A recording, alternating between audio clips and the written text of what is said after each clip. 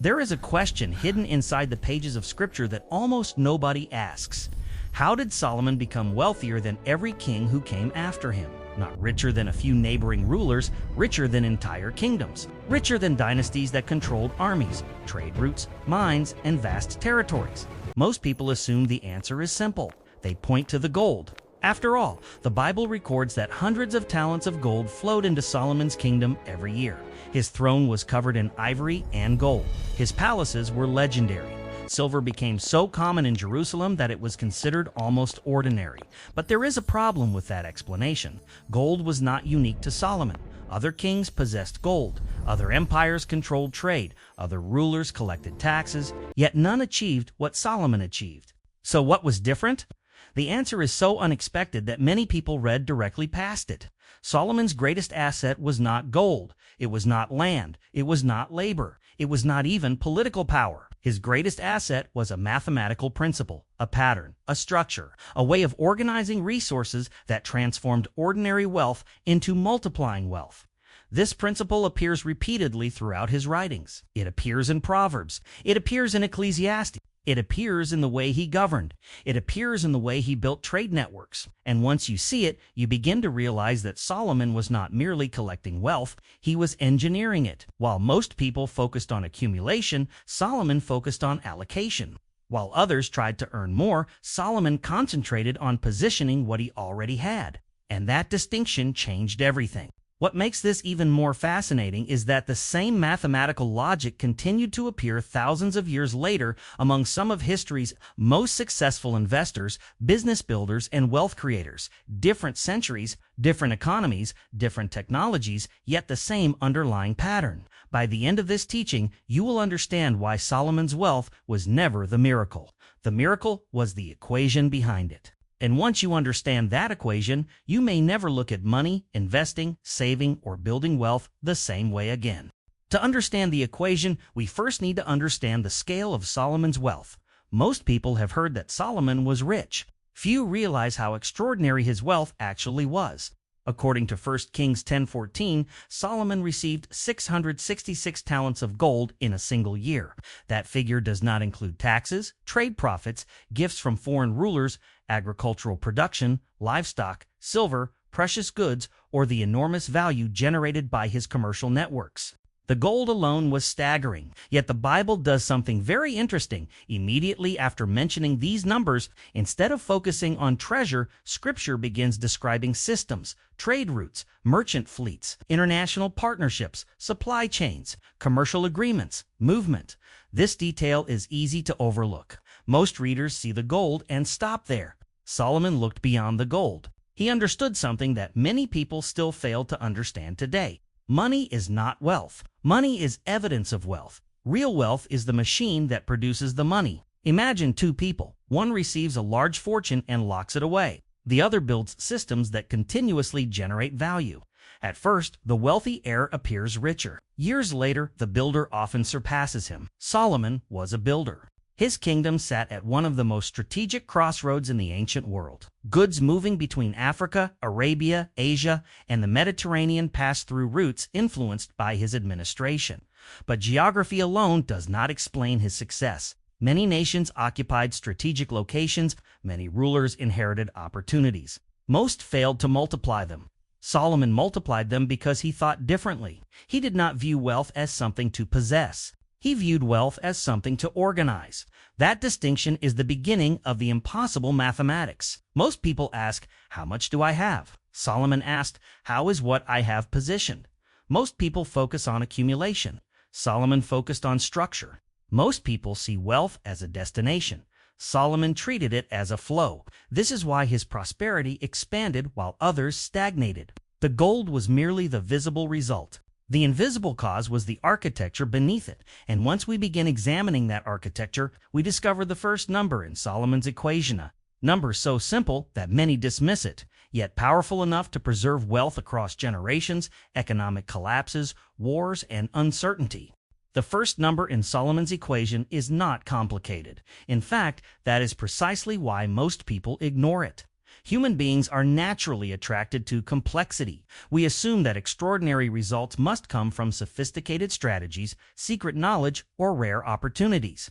Solomon taught something different. He understood that wealth is often lost, not because people lack opportunity, but because they lack structure. This principle appears clearly in Ecclesiastes 11, to give portions to 7, yes, to 8. For you do not know what disaster may come upon the land. At first glance, this sounds like a lesson about generosity, but beneath the surface lies a deeper principle: distribution, allocation, positioning.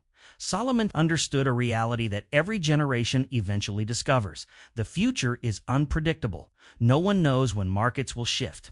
No one knows when droughts, wars, inflation, recessions, or disruptions will arrive. The person who concentrates everything in one place becomes vulnerable to a single point of failure.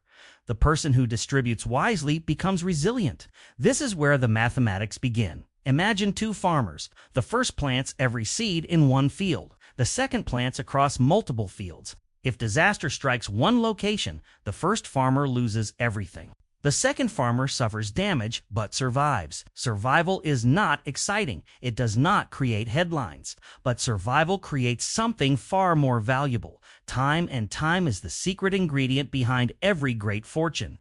Solomon understood that preserving capital is often more important than multiplying capital, because money that survives can always grow again. Money that disappears cannot. This mindset separated him from rulers who pursued rapid expansion without protection. Many kings accumulated wealth aggressively during prosperous years, only to watch it vanish during difficult ones. Solomon built differently. He assumed uncertainty. He expected disruption. He planned for volatility before it arrived. This is why his writings repeatedly emphasize diligence, patience, and wisdom rather than speed. The modern world rewards concentration. People are encouraged to put everything into a single opportunity, a single income source, a single investment, or a single strategy. Solomon moved in the opposite direction. He believed strength came from balance, not because balance produces the fastest gains, because balance prevents catastrophic losses. And once you understand that principle, you begin to see why his wealth endured. The first number in the equation is not about earning, it is about dividing. Not because division weakens wealth, but because properly structured division is what allows wealth to survive long enough to multiply. And that leads directly to the most fascinating part of Solomon's financial architecture, the Rule of Three. Now, we arrive at the heart of Solomon's financial architecture, the principle that makes the equation appear almost impossible. The Rule of Three. For centuries, Jewish sages taught a wealth allocation model rooted in biblical wisdom. The teaching was remarkably simple. Divide your resources into 3 parts: 1 part for land, 1 part for productive enterprise, 1 part kept liquid and available. At first, this sounds far too simple to explain extraordinary wealth. That is because most people focus on returns. Solomon focused on balance. Land provided stability. Businesses generated growth. Liquidity created flexibility. Each category solved a different problem, and none could fully replace the others. Land protects against inflation and preserves value across generations. Productive enterprises create income, expansion, and multiplication. Liquid reserves provide freedom during uncertainty and allow immediate action when opportunities appear. Most people become trapped because they overcommit to one category. Some place everything into property. Others place everything into business ventures. Others keep excessive amounts of cash because it feels safe. Each extreme creates vulnerability. The person who owns only real estate may appear wealthy, but can become trapped when cash is needed quickly. The person who commits everything to business growth may flourish during expansion, but collapse during contraction. The person who hoards cash feels secure, but slowly loses purchasing power as inflation erodes value. Solomon recognized that wealth exists in different forms because life presents different challenges. No single asset can solve every problem. This is why the Rule of Three is so powerful. It creates a self-balancing system. When one category struggles, another often provides support. If economic conditions weaken business profits, land and liquidity remain. If inflation damages cash holdings, productive assets and property often compensate. If real estate markets decline, business activity and available capital create alternatives. The system is not designed to predict the future. It is designed to survive the future. That distinction changes everything. Most financial mistakes begin with certainty. People become convinced they know what will happen next. They become overly confident. They concentrate resources. They abandon balance. Then reality reminds them that uncertainty always wins. Solomon never built his wealth on prediction. He built it on preparation. The rule of three reflects a profound understanding of human nature. Fear pushes people to hoard. Greed pushes people to overextend. Wisdom stands between both extremes. This is why the structure survived for generations. Not because it promised the highest possible return, because it reduced the probability of catastrophic failure. And that is where the impossible mathematics begin to emerge. When wealth avoids destruction year after year, decade after decade, generation after generation, something remarkable happens. Compounding starts to work without interruption. And uninterrupted compounding is the closest thing to a financial miracle that exists in this world. This is the point where Solomon's equation begins to look impossible, not because it breaks mathematical laws, because it works with them more effectively than most people do. The average person thinks wealth grows through large gains. Solomon understood that lasting wealth grows through uninterrupted gains. There is a profound difference. Imagine two investors. The first doubles his money, but suffers a major loss every few years. The second grows more slowly, but avoids catastrophic setbacks. At first, the first investor appears smarter. Over time, the second often becomes wealthier. Why? Because compounding depends less on speed than on continuity. Every time wealth is severely damaged, the compounding process is interrupted. Years of progress can disappear in months. This is why the rule of three was so powerful. It was not designed merely to generate returns. It was designed to keep the compounding engine running, and once compounding continues uninterrupted for long enough, the results begin to appear extraordinary. Consider a simple example. A fortune that grows steadily for 30 years without major losses will often surpass a larger fortune that experiences repeated cycles of dramatic gains and devastating declines. Solomon understood this long before anyone used the word compounding. He observed it through trade. Through agriculture, through business, through human behavior, a vineyard that survives produces fruit year after year. A merchant network that survives generates profit year after year. A kingdom that survives accumulates wealth year after year. The secret was never explosive growth. The secret was uninterrupted growth. This is why modern investors such as Charlie Munger repeatedly emphasized avoiding permanent loss. Munger spent decades warning that the greatest threat to wealth is not missing an opportunity, it is destroying capital. Likewise, Benjamin Graham built his entire philosophy around what he called a margin of safety. The principle was simple: assume that mistakes will happen. Assume that uncertainty exists. Structure your finances so that being wrong does not become fatal. That idea sounds remarkably similar to Solomon's approach. Neither man relied on prediction. Both relied on protection, and protection is what allows compounding to perform its quiet miracle. Most people search for the next breakthrough. Solomon focused on the next decade. Most people chase extraordinary returns. Solomon built extraordinary endurance. That is why his wealth continued expanding while others repeatedly started over. The impossible mathematics were never hidden inside the gold. They were hidden inside the years, year after year, cycle after cycle. Without interruption, without collapse, without being forced to rebuild from zero, and once wealth survives long enough to compound continuously, something remarkable happens. The future begins working harder than the present ever could. The true test of any financial system is not how it performs during prosperity. The true test is what happens when prosperity disappears. Anyone can appear wise during a boom. Assets rise, businesses grow, opportunities seem endless. Even poor decisions can produce temporary success when economic conditions are favorable. But crises reveal the difference between luck and structure. This is where Solomon's equation proved its extraordinary strength. Most people prepare for growth. Few prepare for disruption. Yet history shows that disruption is not an exception. It is a certainty. Every generation experiences uncertainty. Economic contractions, market crashes, political instability, unexpected expenses, industry changes, periods when what worked yesterday suddenly stops working. The person who has concentrated everything into a single source of wealth becomes extremely vulnerable during these moments. When that source weakens, everything weakens. But Solomon's structure was designed differently. Because wealth was distributed across multiple categories, no single event could easily destroy the entire system. This created what modern investors call resilience. Resilience is not the ability to avoid problems, it is the ability to survive them. And survival creates opportunity. This is one of the most overlooked principles in wealth creation. During every crisis, two groups emerge. The first group is forced to react. The second group is free to act. The first group sells assets under pressure. The second group acquires assets at favorable prices. The first group focuses on survival. The second group focuses on positioning. The difference is rarely intelligence. It is usually preparation. When Solomon wrote in Ecclesiastes that no one knows what disaster may come upon the land, he was acknowledging a timeless reality. Uncertainty cannot be eliminated. It can only be prepared for that. Preparation is what transforms fear into confidence.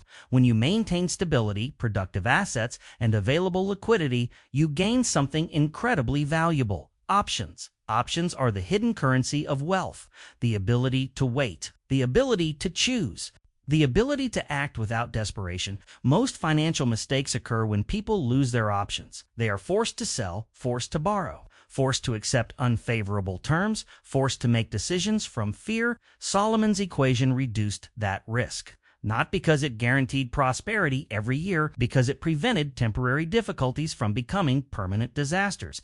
And that may be the greatest financial lesson hidden in his wealth.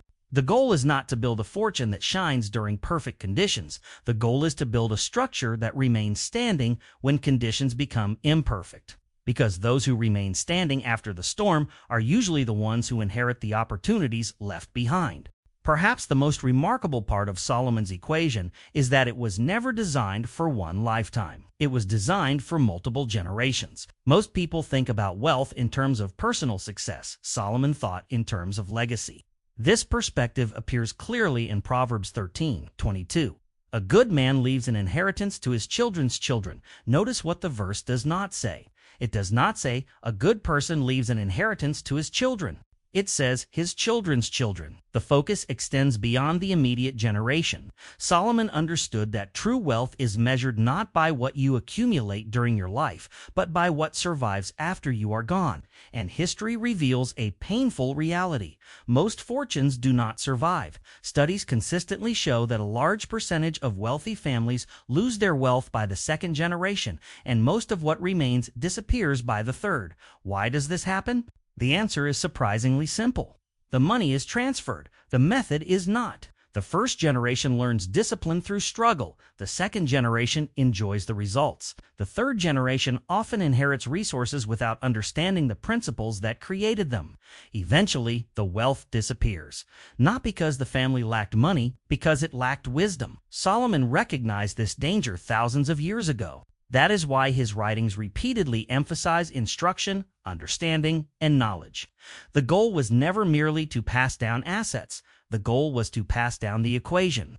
Land can be inherited, businesses can be inherited, cash can be inherited, but none of those guarantee prosperity. What guarantees prosperity is the ability to manage them correctly. This is why the rule of three becomes so powerful across generations. It creates boundaries. It limits emotional decisions. It protects future family members from the extremes of greed and fear. Most inheritances transfer wealth. Solomon's system transfers structure, and structure is what allows wealth to survive changing economies, changing governments, changing technologies, and changing generations. The greatest inheritance Solomon left behind was not gold, it was wisdom. Because gold can be spent once, wisdom can produce gold again and again. And that may be the most valuable form of wealth any family can ever possess. At this point, you might be thinking, this sounds powerful, but how do I actually apply it in my own life? The answer begins with a simple exercise: not investing, not buying, not selling. Observing. Most people have never taken a complete inventory of their financial life. They know roughly what they own, but they have never organized it according to function. Solomon's equation begins with clarity. Take every asset you currently possess and place it into one of three categories: stability, production, liquidity, your home, land, or real estate. belong in the stability category. Businesses, investments, and income-producing assets belong in production. Cash reserves and funds that can be accessed quickly belong in liquidity. Once you complete this exercise, something interesting usually happens. Most people discover they are heavily concentrated in one area. Some have nearly everything tied up in property. Others have poured everything into business ventures. Some have accumulated excessive cash because uncertainty makes them uncomfortable. The goal is not perfection overnight. The goal is awareness. Solomon's system was never about sudden transformation. It was about gradual alignment. If your structure is out of balance, you do not need drastic action. You need intentional movement. Future savings can be directed toward weaker categories. New investments can be chosen strategically. Liquidity can be strengthened over time. Balance is built step by step. Another important principle is maintaining opportunity capital. Most people view cash only as emergency money. Solomon viewed available capital as opportunity money. The difference is significant. Emergency money protects you from problems. Opportunity money positions you for growth. When unexpected opportunities appear, those who possess liquidity can act while others hesitate. This is often where major wealth transfers occur: the prepared move, the unprepared watch. Most importantly, remember that Solomon's formula is not merely financial. It is behavioral. It trains patience. It restrains greed. It reduces fear. It creates discipline. Over time, those internal changes become even more valuable than the assets themselves, because fortunes can be lost and rebuilt. But a person who has learned the principles behind the equation carries the ability to create wealth wherever they go. And that brings us to the final revelation, the truth that explains why Solomon's wealth was never really about money at all.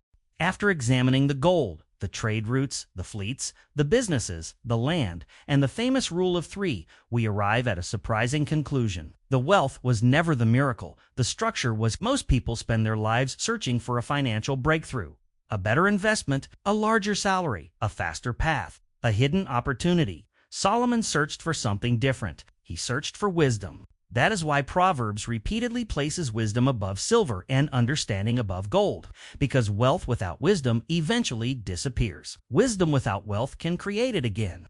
The impossible mathematics behind Solomon's prosperity was never really about numbers. It was about stewardship. It was about understanding that resources are not merely possessions. They are responsibilities.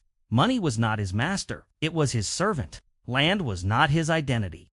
It was a tool. Business was not his purpose. It was a vehicle. Everything served a larger objective order: stability, growth, faithfulness. This is why his wealth became greater than that of every king who came after him, not because he possessed more gold, but because he understood how to position resources in ways that allowed them to survive, circulate, and multiply. And that lesson remains just as relevant today. Markets change. Currencies change. Technologies change, but human nature does not. Fear still causes people to hoard. Greed still causes people to overextend. Wisdom still stands between the two.